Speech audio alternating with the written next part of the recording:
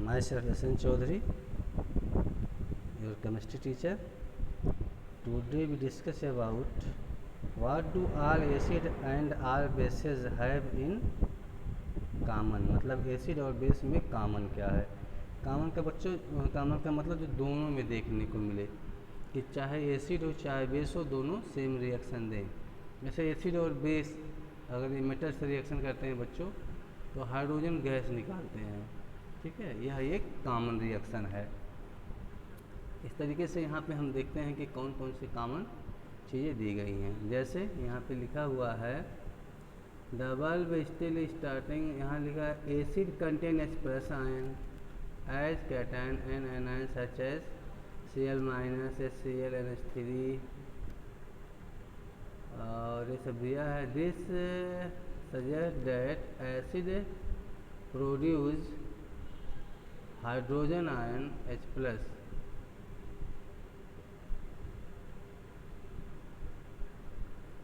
तो क्या इसमें सिमिलरिटी दी गई, ये मैं ढूंढने का प्रयास कर रहा हूँ। यहाँ पे जो लिखा है वही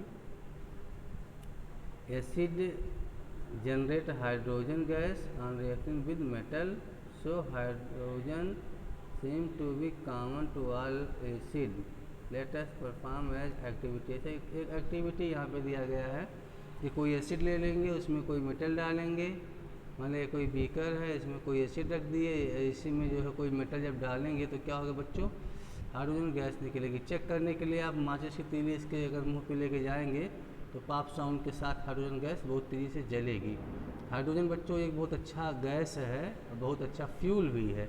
आने वाले समय में मतलब फ्यूचर का फ्यूल है हाइड्रोजन। आने वाले समय में जैसे डीजल पेट्रोल है वैसे हाइड्रोजन से गाड़ियाँ चलेंगी, जैसे आज CNG और LPG से चलती है गाड़ी, वैसे हाइड्रोजन आने वाले समय में क्या होगा, बहुत ही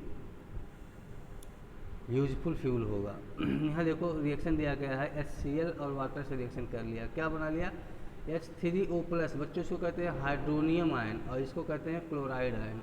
तो क्लोराइड आयन बन गया और हाइड्रोनियम आयन बन गया।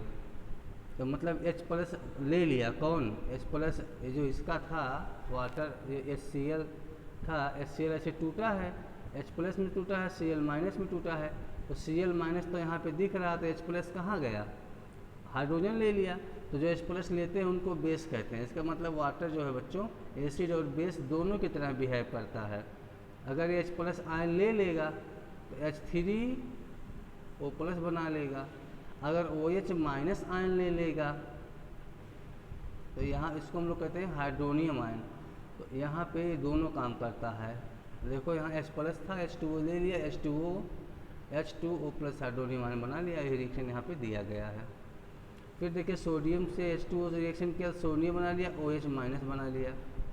मतलब NaOH जो है ये टूट गया, Na+ में टूट गया और OH- में टूट गया।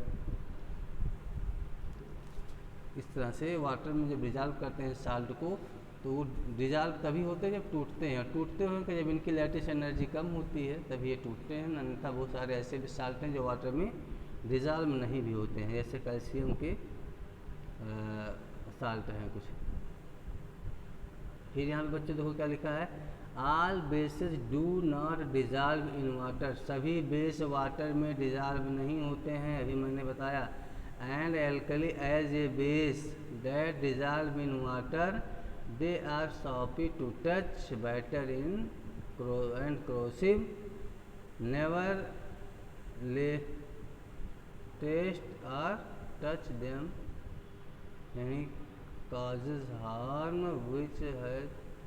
देखो बच्चों यहाँ पे लिखा गया है आपके लिए कि सारे बेस वाटर में डिजॉल्व नहीं होते हैं, इसको आपके दिमाग में रखना है। दूसरी बात क्या है, उनकी सॉपी टच होती है, साबुन की तरह रखते हैं, टच करने के बाद में बेटर उनका जो है टेस्ट होता है। लेकिन बच्चों कभी ना उसको टच करना है, ना कभी छूना है, ना कभी खाना है, ये सब काम कभी मत करना, ये खतरनाक होता है।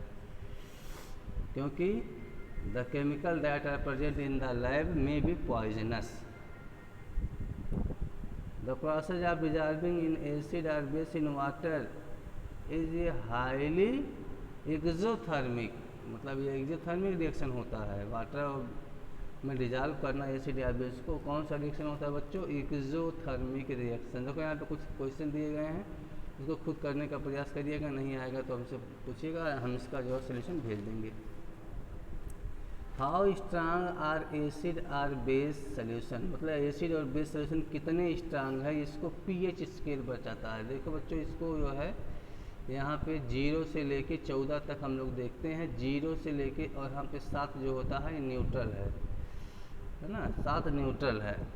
उसके बाद में पीएच स्केल में देखा है 0 से लेके 1 तक, जितने कम इसका पीएच रहेगा उसमें उतने अधिक एसिडिक होगा, और जितना अधिक पीएच होगा उतना अधिक बेसिक होगा। ठीक है, एसिड बेस की कितनी स्ट्रेंथ है वो किस पे डिपेंड करता है? या तो पीएच पे डिपेंड करता है, power of hydrogen ion concentration, या pOH, power of hydroxyl ion concentration. इसको कहते हैं हाइड्रॉक्सिल आयन, इसको कहते हैं H+ है जो, इसको हाइड्रोजन आयन कंसंट्रेशन कहते हैं। Power of hydrogen ion and power of hydroxyl ion. कुछ यहाँ पे एसिड और बेस दिए गए हैं कि किसकी शक्ति कितनी है, किसके पीएच कितने हैं। देखो सबका कलर भी यहाँ पे दिया गया है पीएच मीटर पे। Importance of pH in everyday life, हमारे एवरीडे लाइफ में पीएच की क्या वैल्यू है बच्चों? बहुत ज़्यादा वैल्यू इसकी है। जितने फूड आइटम हमको अच्छे लगते हैं खाने में, इवन मिल्क, वो सब एसिडिक होते हैं, सब एसिडिक होते हैं। और जो बेसिक होते हैं उनका टेस्ट बेटर होता है, हम लोग को अच्छा। सोडा अगर कुछ लोग पिए होंगे तो जानते होंगे। इस तरह से जो है एसिड का, जैसे हमारे यहाँ खेती किसानी है, वहाँ भी अगर ज़मीन का पीएच ठीक नहीं है तो फसल अच्छी नहीं होगी। पीएच अगर नहीं ठीक है तो उस तरह से फर्मेंटेशन की जो प्रोसेस है वो नहीं होगा। डाइजेशन के लिए हम लोग के शरीर में जो डाइजेशन होता है वो भी प्रभावित हो जाएगा। बहुत सारे ऐसे सिस्टम है जहाँ पे पीएच सेंसिटिव है। आप कहते हैं, कह सकते हैं लगभग सब जगह पीएच जो है वो बहुत ही सेंसिटिव है। जानते हैं आपके जो है भोजन में भी जो है रिलीज होता है HCl स्टोमक में, वहाँ भी जो है पीएच बहुत जरूरी है। अगर नहीं ऐसा होगा तो भोजन का डाइजेशन हम लोग के शरीर में नहीं होगा, फिर हमको एनर्जी नहीं मिलेगी।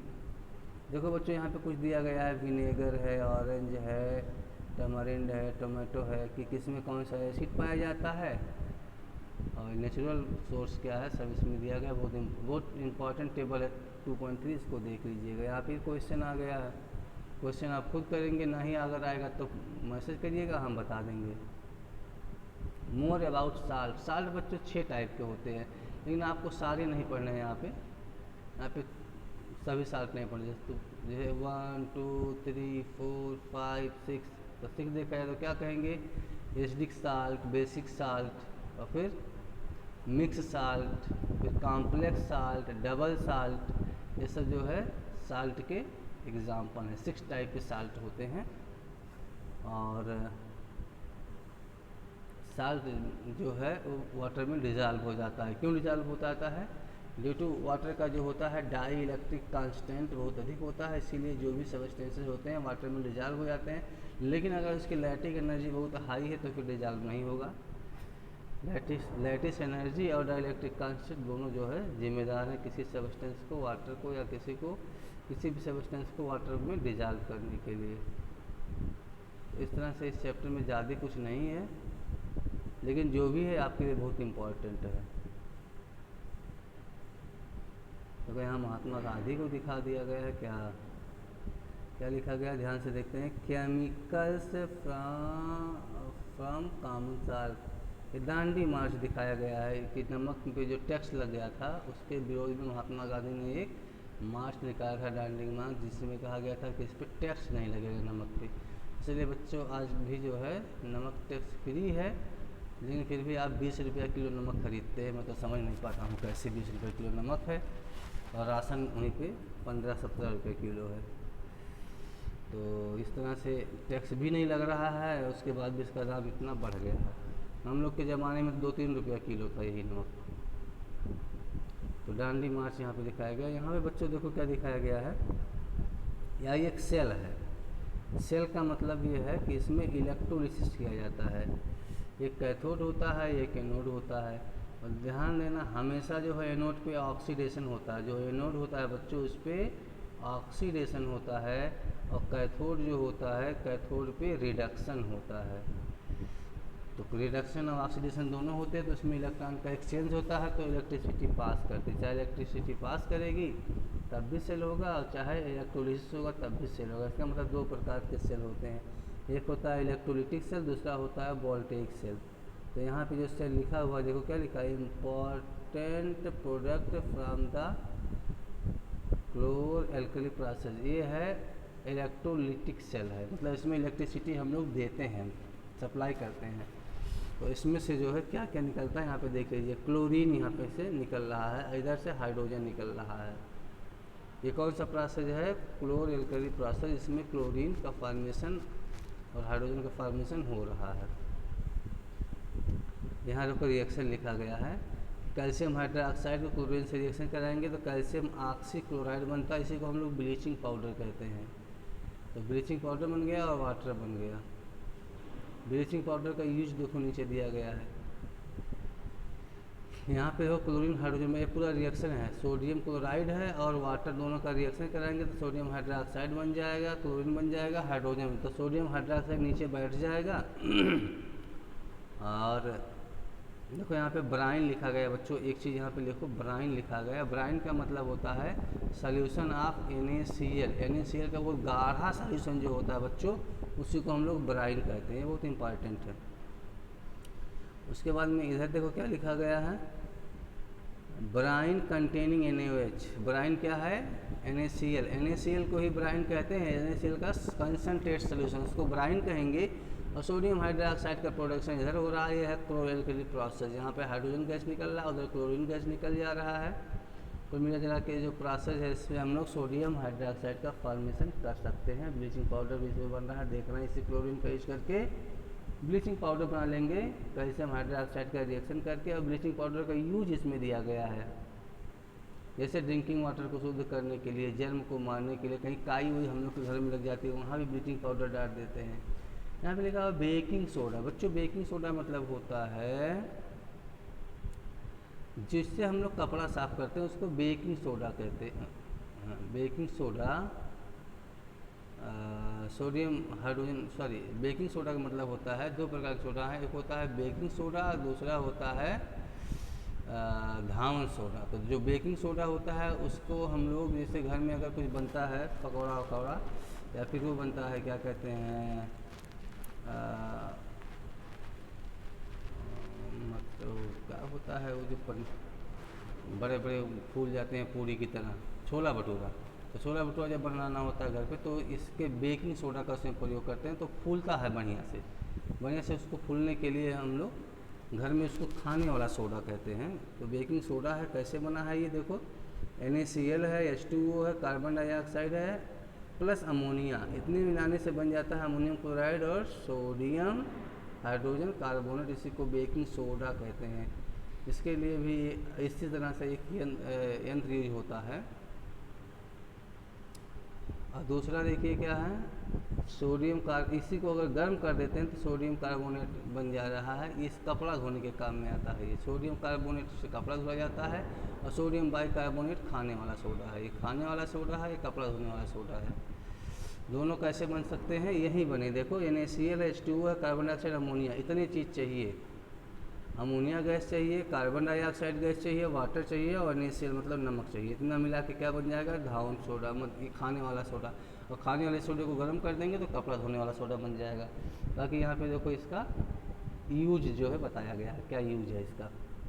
फिर देखिए use of washing soda. Washing soda का यूज अब आपको बताना नहीं पड़ेगा, आप जानते हैं कि वो कपड़ा कैसे साफ़ करता है। कपड़ा जो साफ़ करता है वॉशिंग सोडा है। अब उसकी मैकेनिज़्म आपको जानना है कि किस तरह से वो कपड़े को साफ़ करता है, कैसे वो क्या बनाता है। उसमें मिसिल्स फार्मेशन होता है, इसमें दिया नहीं है क्या, इसमें शायद नहीं दिया मिसिल्स फार्मेशन। तो देखो बच्चों थोड़ा सा मैं बता दे रहा हूँ उसके बारे में, मिसिल्स फार्मेशन कैसे होता है। होता क्या है इसमें कि जो साबुन होते हैं उसके दो इंड होते हैं, साबुन के दो इंड होते हैं। एक होता है हाइड्रोफिलिक और एक होता है हाइड्रोफोबिक। हाइड्रोफोबिक होता है, दूसरा हाइड्रोफिलिक।